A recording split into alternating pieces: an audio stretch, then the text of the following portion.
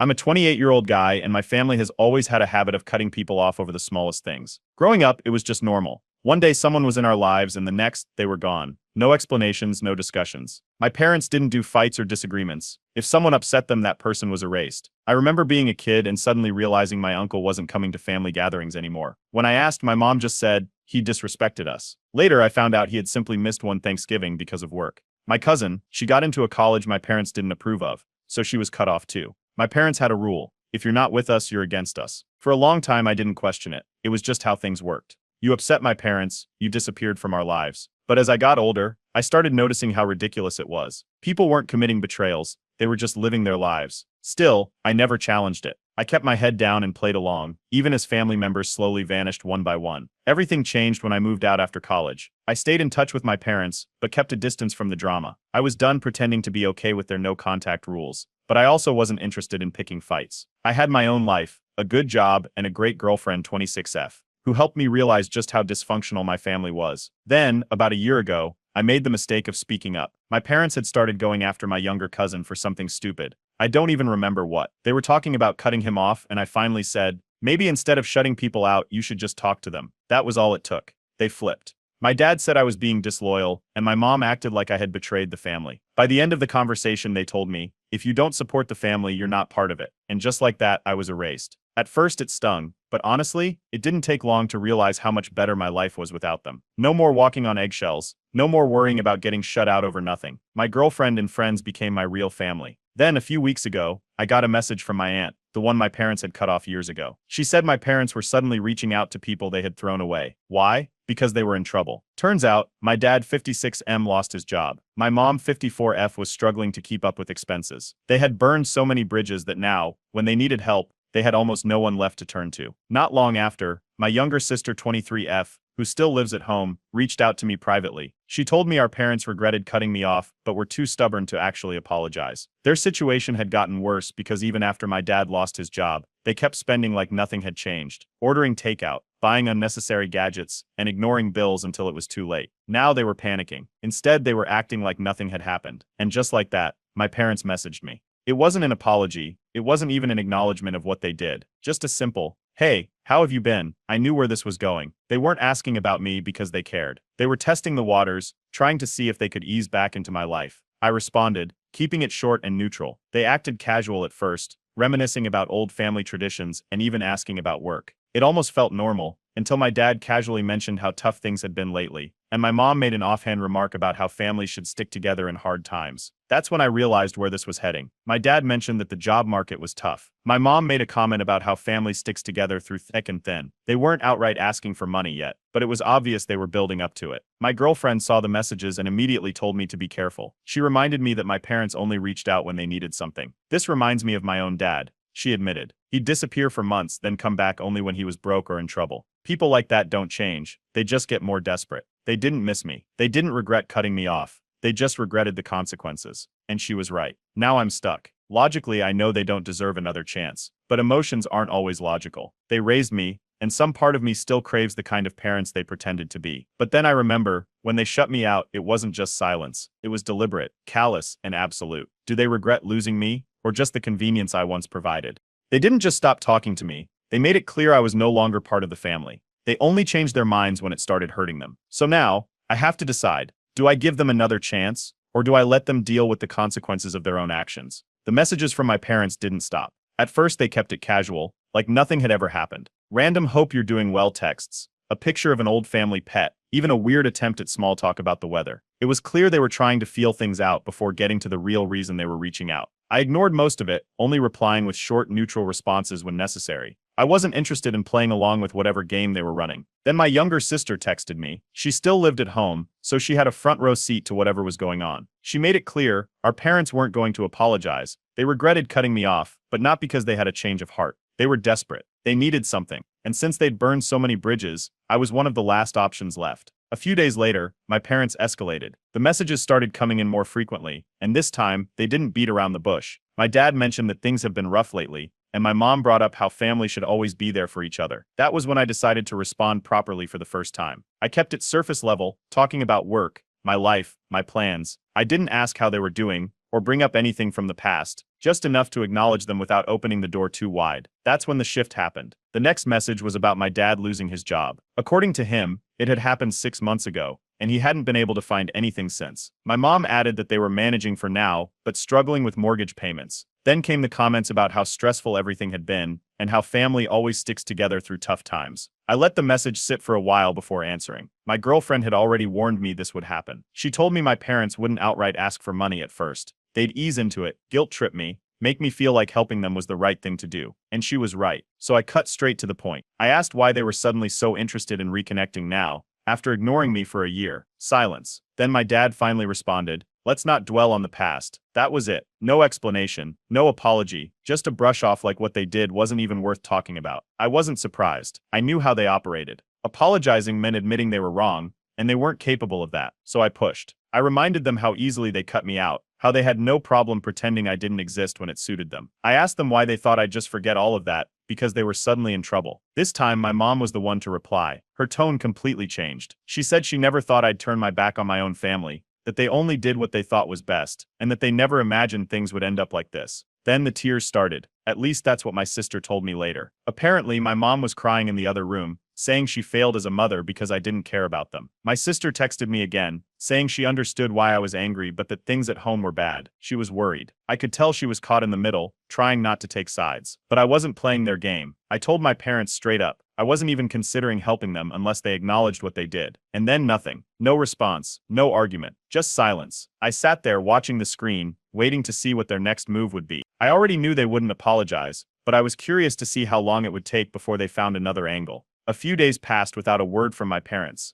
No texts, no calls. After their sudden silence, I knew they were planning their next move. They wouldn't just let this go. Then, right on schedule, a message popped up. This time it was different. Instead of ignoring the past, they acknowledged it. But in a twisted way, they didn't apologize. Instead, they said they regretted how things played out. That was it. No actual admission of wrongdoing, no acknowledgement of how they cut me off without a second thought. Just a vague, meaningless statement that let them avoid taking responsibility. Then came the shift. My dad followed up with a message about how I had forced their hands by choosing to be distant instead of working things out. He twisted it, making it seem like they never truly cut me off, that I had abandoned them, not the other way around. Classic gaslighting. He said they never wanted to cut me off, but I had forced their hand. That was the moment I realized nothing had changed. They weren't reaching out because they wanted to fix things. They were trying to rewrite history, making it seem like I was the one who abandoned them. Then, my sister called. She sounded tense. The situation at home had gotten worse. My dad was still unemployed, my mom was barely keeping up with bills, and the pressure was building. She said they were fighting more, snapping at each other over little things. The stress was making everything worse. She told me she understood why I was mad,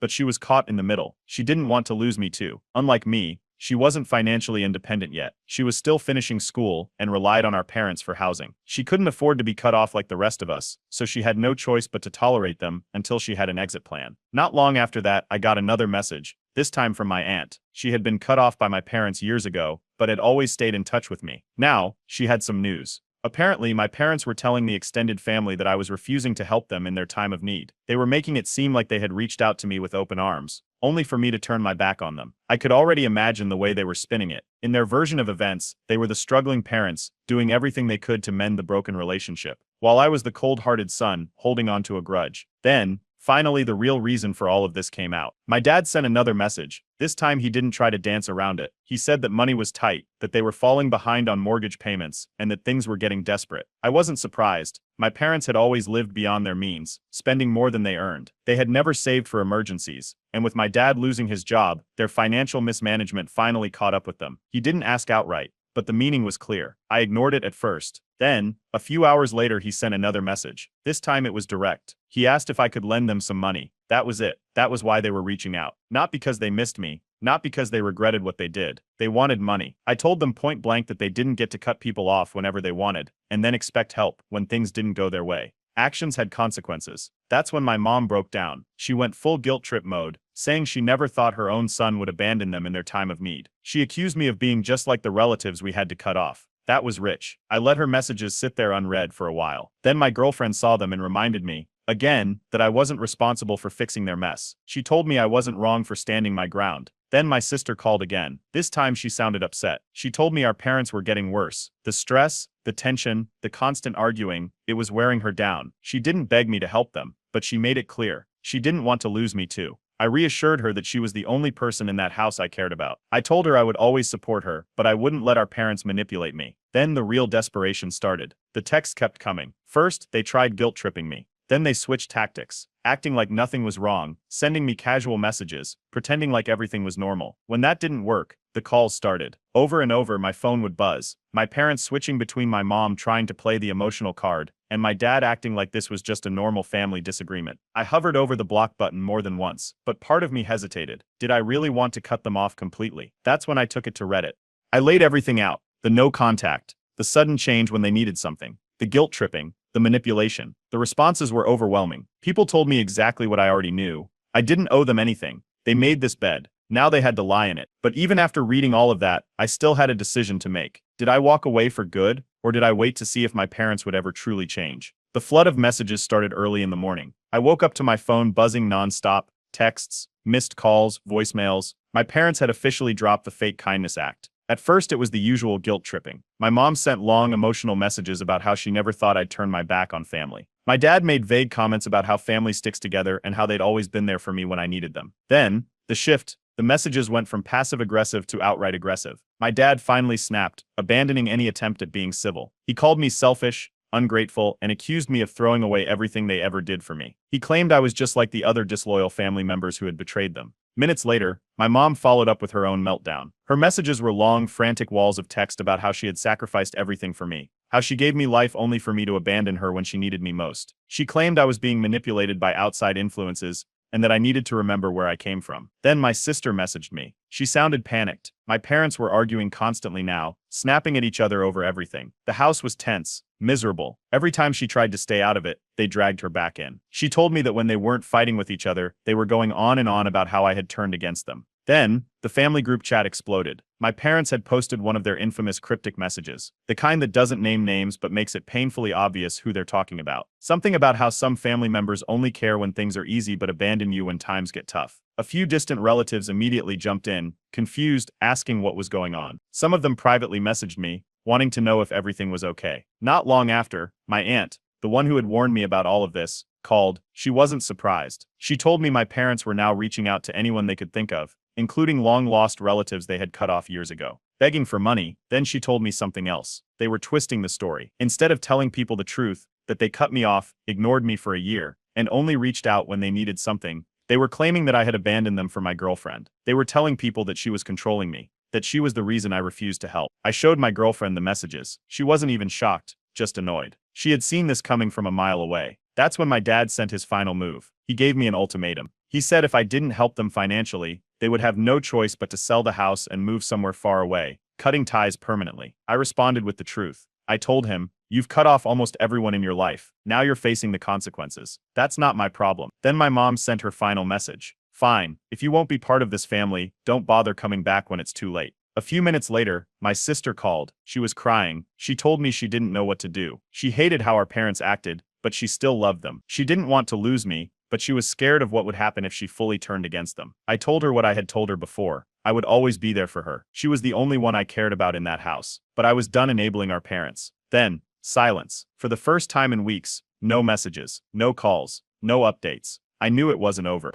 They'd try again. They always did. So I posted an update on Reddit. The responses came pouring in, and they all said the same thing. Hold the line. Stand firm. Let them deal with the mess they created. And for the first time, I started thinking about what it would mean to go fully no contact again. Not just ignoring their messages, cutting them off completely, because this time I wasn't the one who needed them. They needed me, and I wasn't playing their game anymore. It started with Facebook. My parents had gone silent for a few days after their dramatic final message, but I knew better than to believe they had given up. Sure enough, their next move was a public pity party. Their posts were vague but obvious, long, dramatic paragraphs about being betrayed by those you love the most and how family should always stand together. But some people forget where they came from. There were comments from their friends and a few distant relatives, all offering sympathy, all feeding into their narrative that they were the victims. Then my uncle called. He was one of the first people my parents had cut off years ago over some nonsense. I hadn't talked to him much over the years, but he had always been decent to me. Now he wanted to let me know that my parents had reached out, not to him directly, but to a mutual relative who still kept tabs on them. Word had spread fast among the family that they were scrambling for help. They were desperate enough to try reconnecting with the people they had erased, and it backfired. He shut them down immediately. He told me they were scrambling,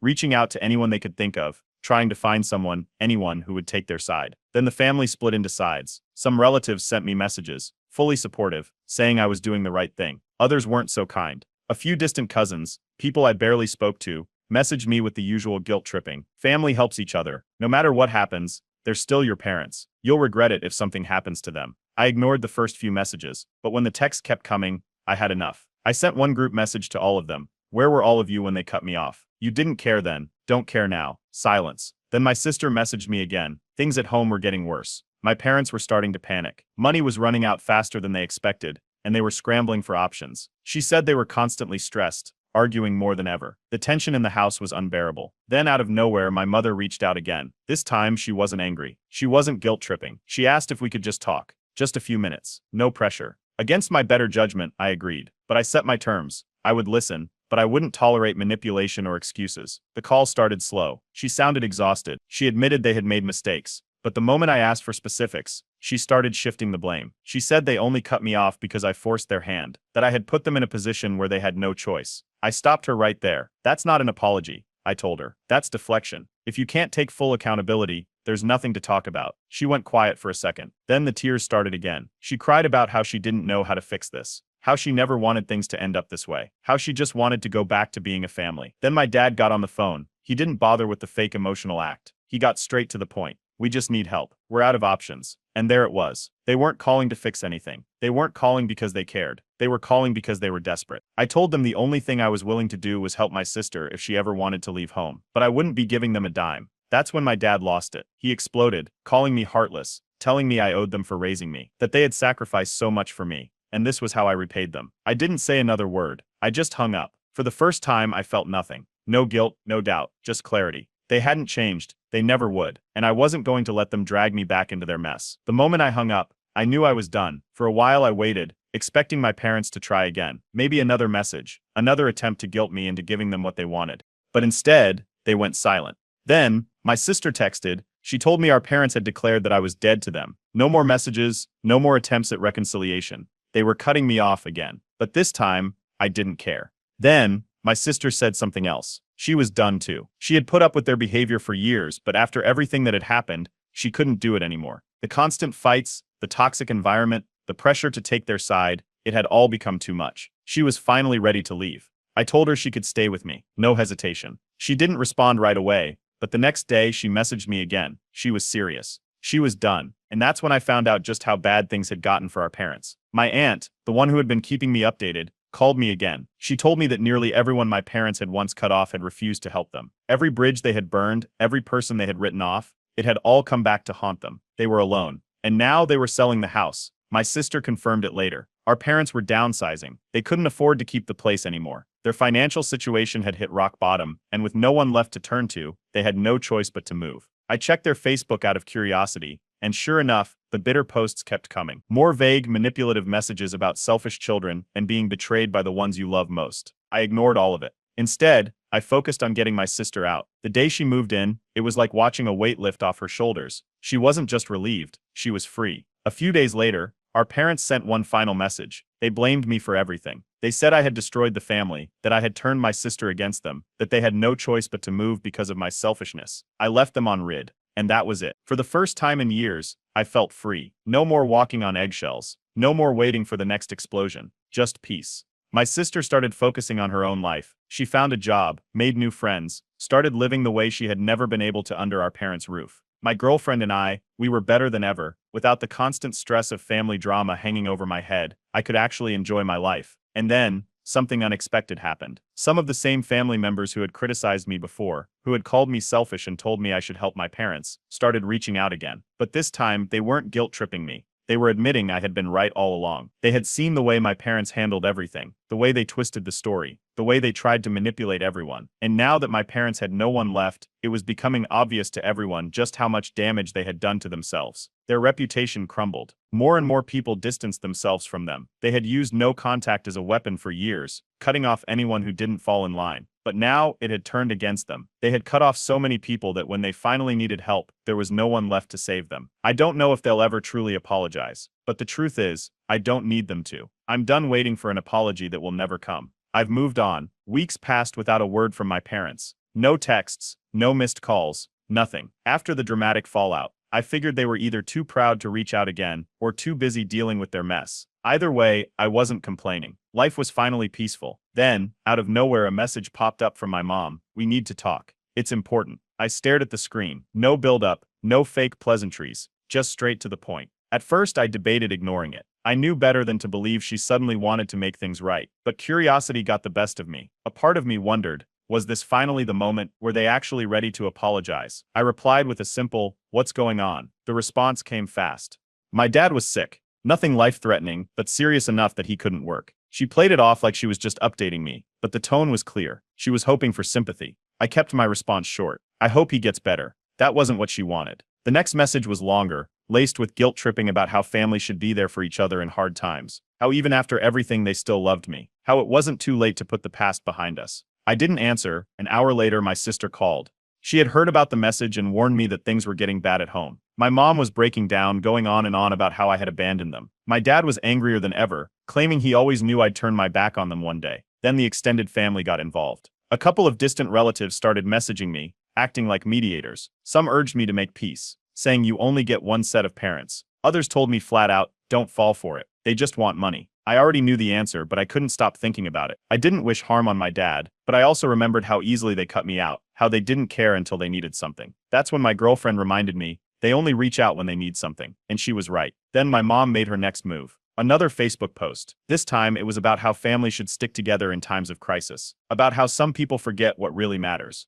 The comments started rolling in, people asking what was going on, sending her support, feeding into the act. I had enough. I sent one final message. I'm not responsible for fixing this. You made sure of that when you cut me off. Minutes later, my dad fired back with a nuclear text. He called me cold-hearted, selfish, and ungrateful. Said that one day I'd regret this. That when it's too late, I'd come crawling back. But by then, I wouldn't be welcome. I blocked him. For the first time, I felt no hesitation about doing it. And just like that, I was done. I didn't feel guilty. I didn't feel conflicted. I was finally free. A year passed. No family drama. No guilt-tripping texts. No explosive phone calls. For the first time in my life, I felt completely free. My sister had fully settled into her new life. She found a stable job, started saving money, and had completely distanced herself from our parents. She didn't even check in on them anymore. Not because she didn't care, but because she knew exactly what would happen if she did. She was finally living for herself. Then, I heard through the grapevine that things had only gotten worse for my parents. They had to sell their house. After years of controlling everyone around them,